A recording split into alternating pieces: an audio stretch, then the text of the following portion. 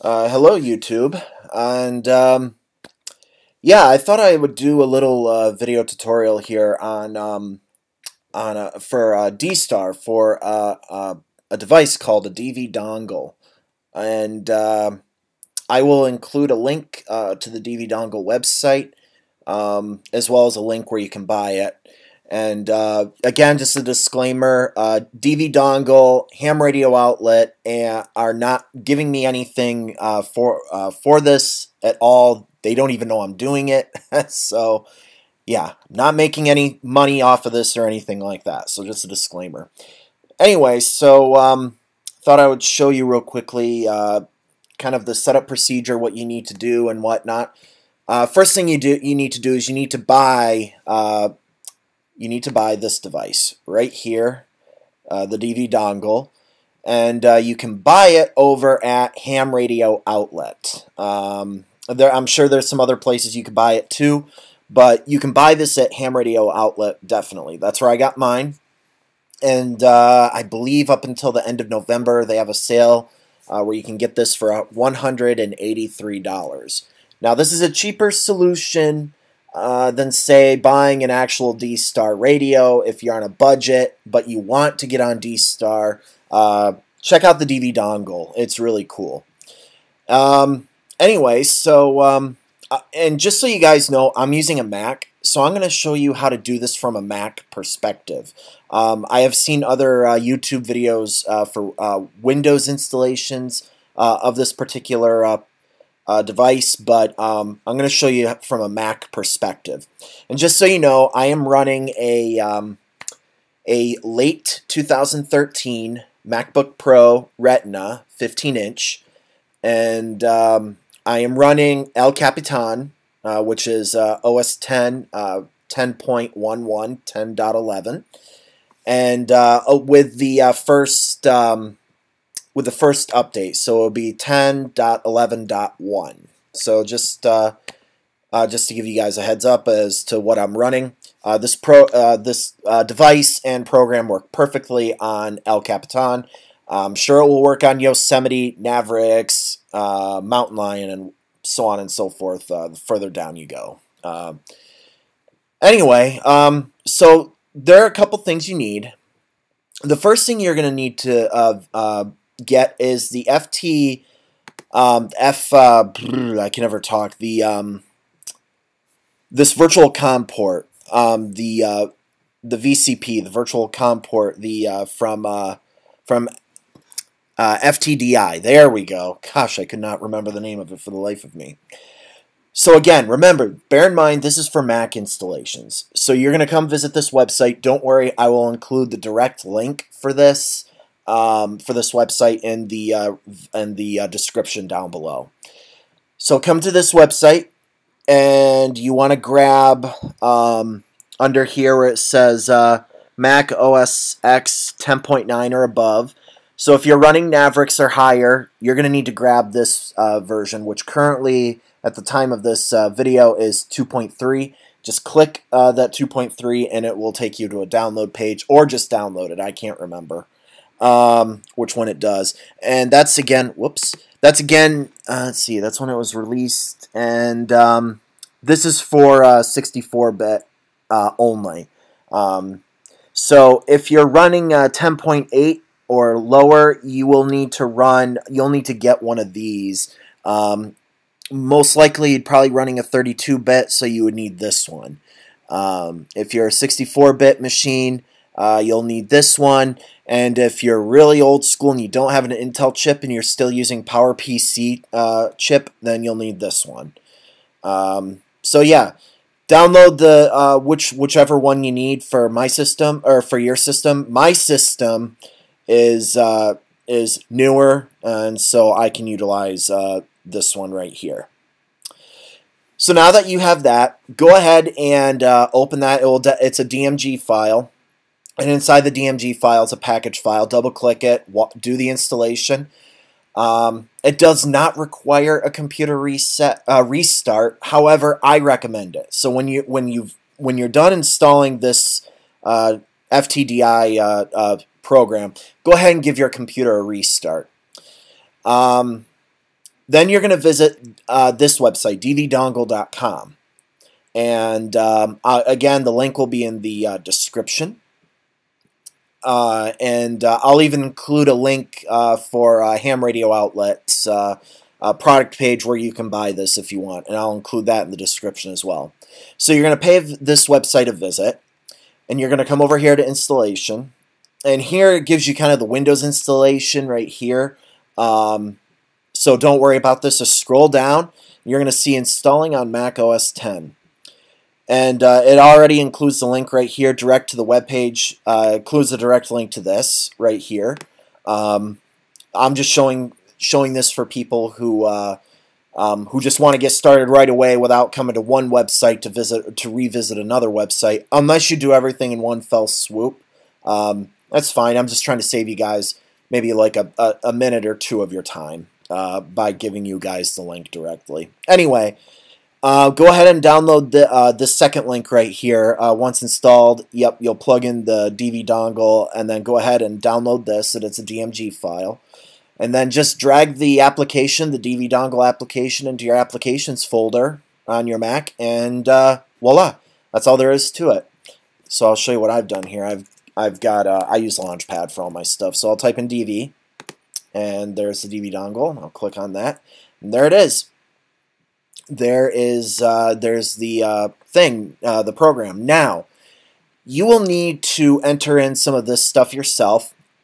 Before you launch this program, make sure you plug in the DV dongle into an available USB port. It requires USB 2.0 or better. My Mac has USB 3.0 ports, and it works flawlessly.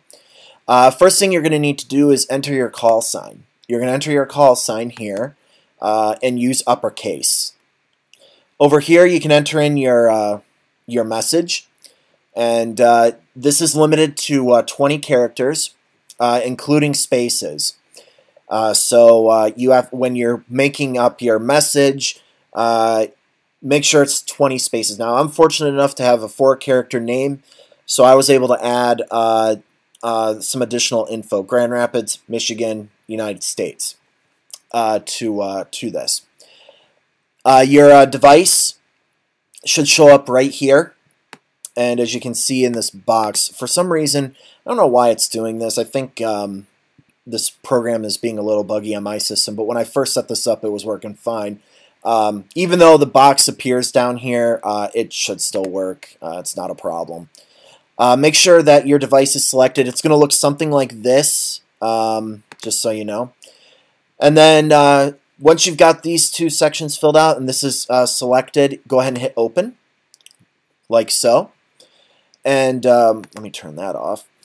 Kind of let me show you the walkthrough process a little bit. Visit the setup page here first, and go ahead and set up your look and feel.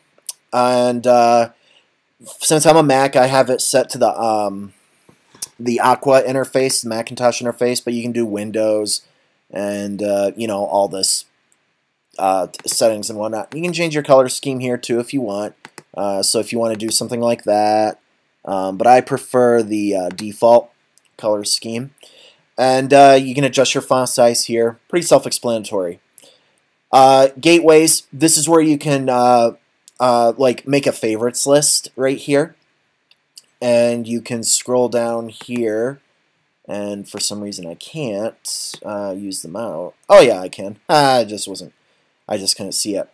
Anyway, so you can scroll through here. These are all the different reflectors, and then you've got your repeaters down here.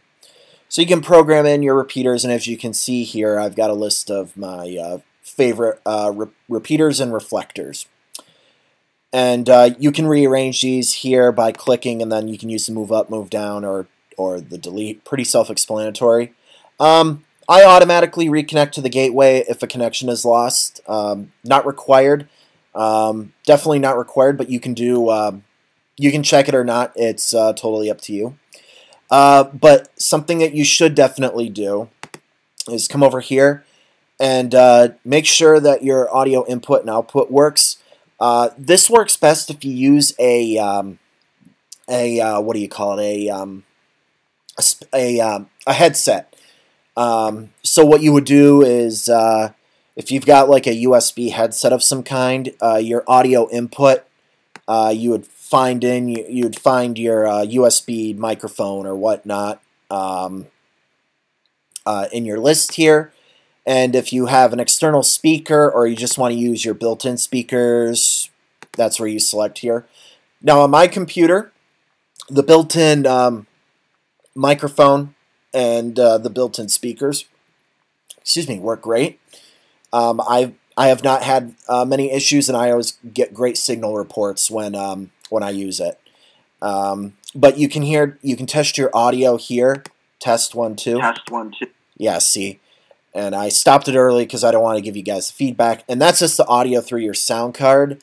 You can manually adjust like your microphone settings if you come up here and go into System Preferences and go into Sound. And you can go to Input, and as you can see right here, you can adjust your microphone settings here. Yeah, that's that. So let me just close this. Okay. And if your DV dongle is plugged in and working, you can click this one and you can hear what your voice will sound like on the DSTAR network. So I'll give you an example. Test 1 2 3. Test 1 2 3. See, the reason why there is a delay is because this DV dongle has the digital protocol that DSTAR uses, and has to go through a digital analog converter, or for shorthand, a DAC, a DAC. So basically, this USB dongle is a advanced digital analog converter. So that's why there's a little bit of a delay. So that you'll just need to make a note of that. Yeah, and this disable comfort noise, I'll explain what that is in just a minute. You can come over here to utilities. I'm not exactly sure what all this stuff is. I haven't messed around with it. Oops. Chances are you won't. Use this. Yeah, just I'm not exactly sure what this all is. Data. When you're connected to the DSTAR network, you'll see some information scroll across here, and you can even send messages across the DSTAR network to either a person. So it's kind of like a chat window kind of thing. One other thing I should mention real quickly is, in order to use DSTAR, you have to register for DSTAR through the repeater or club or whatnot that's closest to your place of residence. If you don't have one in your area, you can definitely register on any DSTAR repeater. You might just have to send the administrator an email just saying, hey, I live, a long way away from a DSTAR repeater, but I want to use DSTAR. I want to use a DV dongle. And most guys will be pretty understanding, and they'll approve your registration in the system. But registering for DSTAR is a whole nother animal, and I can definitely talk about that at another time if so desired. History. This shows the history. If I have been listening to a DSTAR repeater with a lot of activity, you would see their call signs, and if they're calling CQ, CQ, CQ, or if they're accessing something else, and as well as a timestamp. Info, you can actually see who's been on the repeater in your area, and this does not auto-refresh. You have to click the Get Repeater Info every time to refresh these lists. So you can see whatever repeater that you're connected to over here in the Connection tab. It will show the repeater's modules. A, B, C, D, E. A is the 1.2 gigahertz, B is 440 or the 70 centimeter band, and C is 2 meters, 144.000. And then you can see even DV dongles that are connected to the area. And then the last third is, the call signs of the people recently heard on the repeater that you're connected to. And connection is where pretty much all the magic happens. So this repeater here, it's a WX8GRR. This is the DSTAR repeater in Grand Rapids, Michigan.